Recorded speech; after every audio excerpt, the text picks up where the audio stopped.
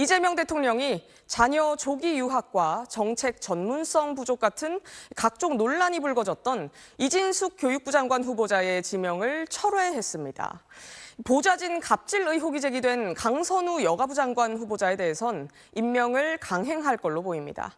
강청환 기자 리포트 보시고 자세히 얘기 나눠보겠습니다. 우상호 대통령실 정무수석은 오늘 오후 늦게 기자 브리핑을 통해 이재명 대통령이 이진숙 사회부총리 겸 교육부 장관 후보자에 대한 지명을 철회했다고 밝혔습니다.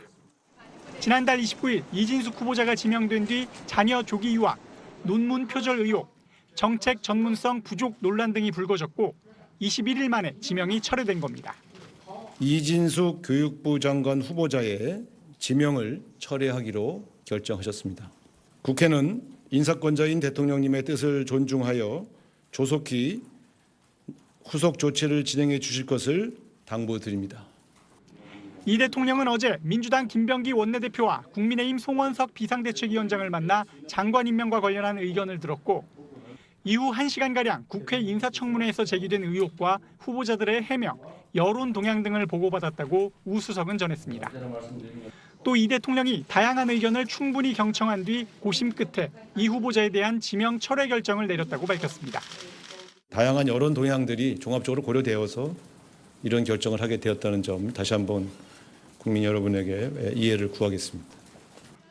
보좌진에 대한 갑질 의혹이 제기된 강선우 여성가족부 장관 후보자에 대해선 임명 강행 방침임을 시사했습니다. 강선우 여가부 후보자에 대해선 확실히 임명을 하시는 거라고 보면 되는 건가요? 그렇습니다. 이진숙 교육부 장관 후보자에 대한 지명만 철회하셨습니다. 강 후보자에 대한 인사청문 경과보고서 채택 시한은 어제로 이미 지났습니다. 이에 따라 이 대통령은 조만간 강 후보자에 대한 청문보고서 재송부를 국회에 요청할 것으로 보입니다. 네, 대통령실 취재하는 강청환 기자 연결합니다. 강 기자, 이 이진숙 교육장관 후보자 못지않게 강선우 여가부 장관 후보자에 대한 낙마 여론도 심상치 않았었는데 이 후보자만 지명 철회된 배경이 뭡니까? 네, 강선우 여성가족부 장관 후보자에 대해선 보좌진 갑질 의혹과 국회 인사청문회에서의 거짓 해명 논란이 제기됐죠. 우상호 대통령실 정무수석은 의혹이 해명되지 않은 측면도 있지만 이 대통령이 다양한 여러 여론 동향을 종합적으로 고려했다고 밝혔습니다.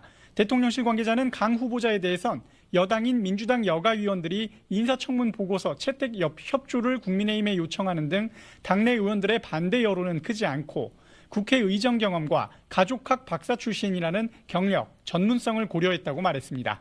강 후보자가 낙마하면 현역 국회의원의 첫 장관 낙마라는 점에서 이런 점이 크게 작용한 것 아니냐는 분석도 있는데 우 수석은 현역 의원인지 여부는 중요한 고려사항은 아니었다고 했습니다.